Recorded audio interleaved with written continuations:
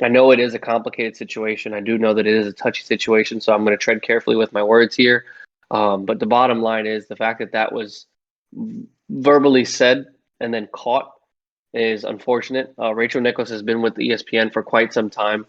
And, it is unfortunate that it came out the way that it did. I'm pretty sure if she was able to take it back, I know she would. But I feel like it's messed up. I don't think it should have been said. Whether or not the words may or may not have been true or seemed to be appropriate at the time for her to say it.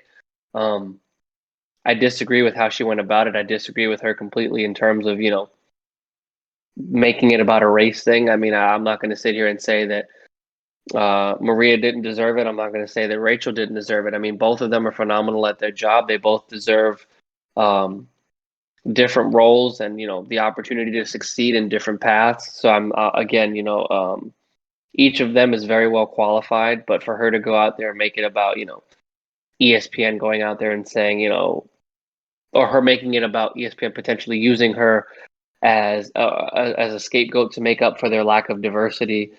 You want the best for your colleagues. You want the best for the company. I get it. Everybody's about their get mine mentality or get theirs. But for you to say that about a colleague and then come up with your apology today, it seemed a little bogus. I mean, granted, the conversation was recorded by accident. Um, and then it was sent around the company, if I read the article correctly, and then someone leaked it to the press. That person has now been reprimanded by ESPN. I don't know the name of the employee, nor do I know the punishment that they're going to receive. It But was Kayla Johnson. the fact that this came out was it's insane. I mean, you really think about it. This was like over a year ago, right? It was like 2020.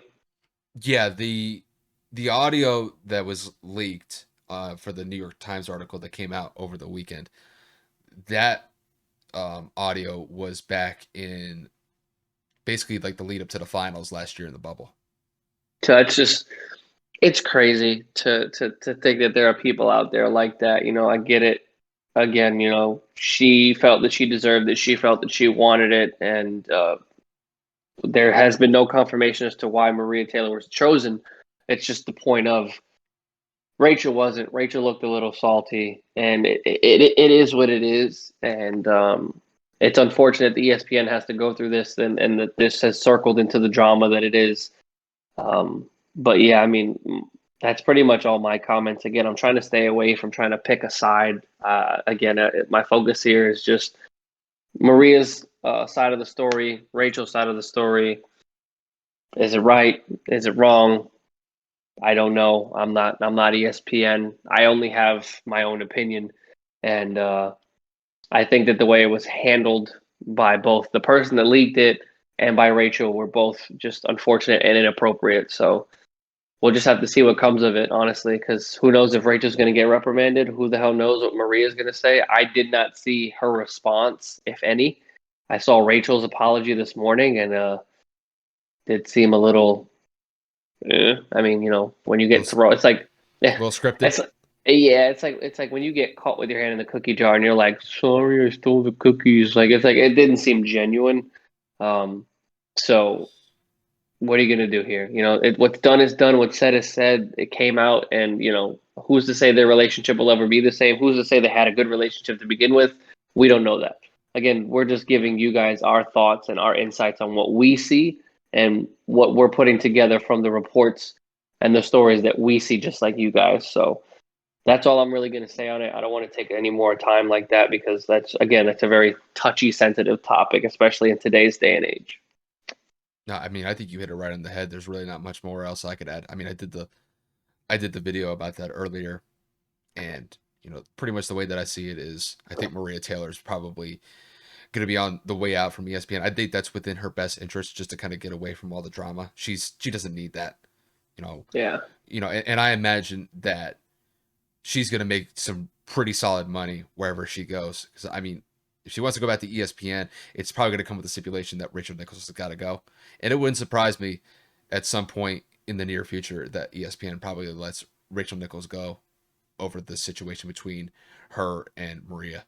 But I think Maria's career is looking pretty solid right now. I think she handled it like a professional, And I mean, she's been a professional from what I've seen um, through her time at ESPN up until this point, and I really don't expect anything different up until her contract ends once the NBA finals come to an end. But I think I think Maria's set up for a pretty bright future within the next couple of years. And I think with Rachel, I think this is going to stick with her for the rest of her professional career. The fact that she's not a team player, that she's throwing people under the bus in private conversations, that's not a good look. So this is really kind of a classic case of, what you see in the public is one thing, but privately, they may be completely different people than what you see publicly on television. And Big facts. I think with what happened with Rachel here, I think that's going to be the case. So Yeah, pretty it is much got what caught with their pants down. you reap what you sow, and you know, you get what you give in this situation. And with Rachel, it's not looking good on her.